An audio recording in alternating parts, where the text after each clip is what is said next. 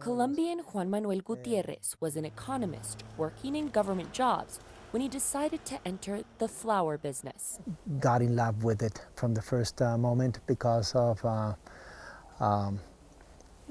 the excitement that it has in the production process, the complexity of the logistics, and sex appeal that the international markets have as an exporting business. His company, Waju Flowers, SAS, started with just 1/4 of a hectare and now has 27 hectares of land producing roses, which are exported to more than 20 different countries. We as a country have a lot of strengths in this, particularly in this business, climate-wise, the temperature, the altitude, and having with all that, the possibility of delivering a very consistent quality-wise product. So I think that we have the possibility to have a year-round production because of the stability of the climate, and that allows us to have a very competitive, solid position in the markets where we are. Colombia is Latin America's 4th largest economy. The country is best known for the quality of its coffee, but despite being its main agricultural export product, it makes up only 7% of its total trades. Oil and coal topped it with more than half of the country's exports.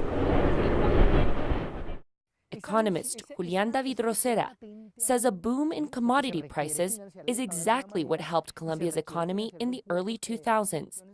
During that time, Colombia ranked high in worldwide competitive indexes compared to its Latin American counterparts. Un incremento en los precios del petróleo, una mejor, digamos, una apreciación de la divisa, una apreciación del precio colombiano con respecto a la divisa. También había, digamos, un boom por invertir en América Latina. Había también un boom por recibir exportaciones y por intercambios con América Latina. Sí, en ese momento se celebraron, digamos, muchos tratados comerciales alrededor de toda América. Colombia signed many free trade agreements during the last 2 decades. Saúl Pineda, director of the Center of Competitiveness at the Rosario University, believes free trade agreements are a good opportunity for Colombia's non-mining sectors to enter international markets. But studies conducted by his university show the industries haven't been able to take full advantage of it.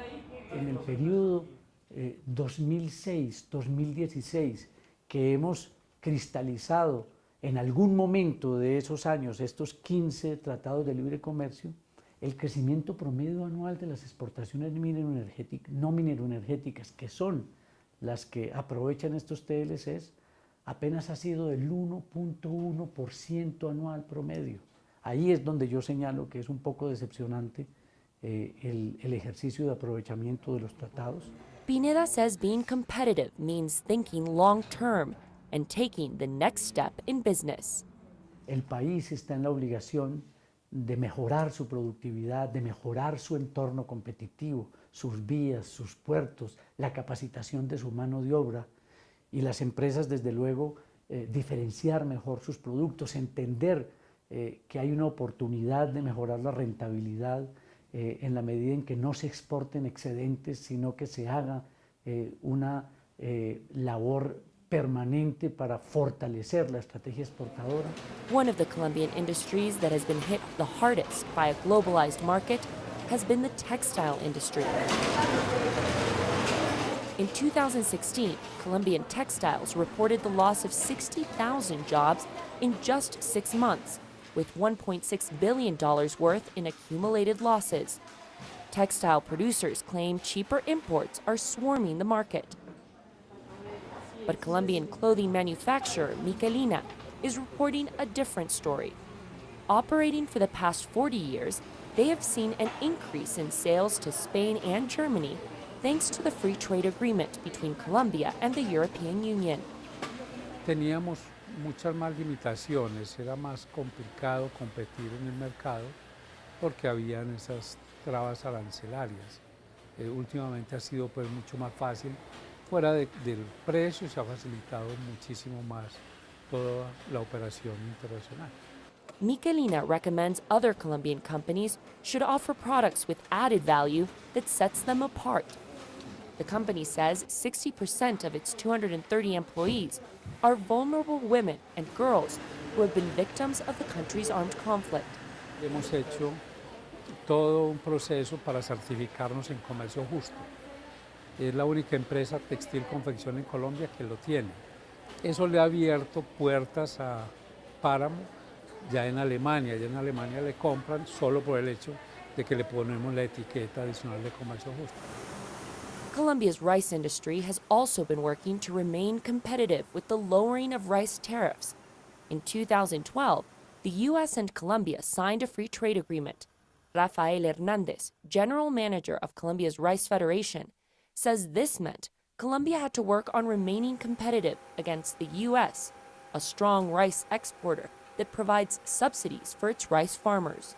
Venimos trabajando ya desde hace 5 años en el AMTEC, que es un programa que se llama Adopción Masiva de Tecnología, con el cual estamos mejorando de una forma sustancial la competitividad de los arroceros colombianos, y la meta es producir 1 tonelada de arroz paddy por debajo de $300, que con eso seríamos competitivos no solamente con el mercado de Estados Unidos, sino con la mayoría de los países del mundo. Colombia is the second largest consumer of rice in Latin America, and the country's production just barely meets its consumption needs. Blanca Ruth Perdomo has been a rice farmer for almost half a century. With technology adoption, Perdomo is trying to lower costs and increase production. Lo que nosotros aspiramos, ¿sí? Que Colombia exporte arroz. Y ya con la tecnología que nos tienen bastante avanzados, ¿sí? La federación se ha preocupado mucho por eso. Entonces, aspiramos a que algún día, no muy lejano, se pueda exportar. In the World Economic Forum's Competitiveness Report of 2014, Colombia shined. It climbed 3 positions, and economists said it was due to technological adoption and infrastructure projects. But the WEF also warned that the South American nation was depending too much on its mineral resources to boost its economy, making it vulnerable to the fall of commodity prices. Que se extraen los recursos, se exportan o está a cargo de enclaves como tal. Sí, enclaves que eventualmente, a pesar que pareciese que en la teoría generaran ciertas sinergias en la zona en donde están, pues realmente, digamos, desde una perspectiva social y desde una perspectiva, por así decirlo, real, no lo hace. O sea, un ejemplo de estos, podemos que nosotros tenemos en La Guajira el Cerrejón, que es la mina de carbón de cielo abierto más grande del mundo, pero La Guajira es uno de los departamentos más pobres de Colombia y es el único en donde hay niños que mueren de inanición. Another top issue that affects a country's global competitiveness ranking is corruption. And in the WEF's 2017 to 2018 report, Colombia dropped 5 places to number 66. According to the study, government performance is low due to corruption and government inadequacies. Podríamos estar hablando de una pérdida de 50 billones de pesos en solo corrupción. Y eso es un desfinanciamiento directo del Estado.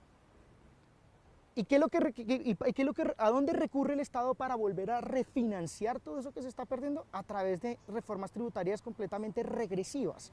¿Qué significa que sean regresivas? Que atentan contra el bolsillo de la gente. This 2018, Colombia's leadership changed, and now at the head of the country is President Iván Duque, a 42-year-old lawyer who has promised to diversify the economy. He speaks of supporting the country's orange economy, a reference to the cultural and creative industries.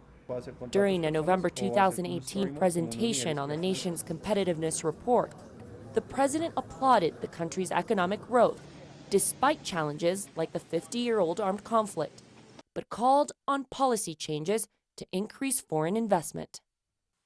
Pero es una historia que, a mi modo de ver, nos obliga a nosotros a tenernos que sacudir.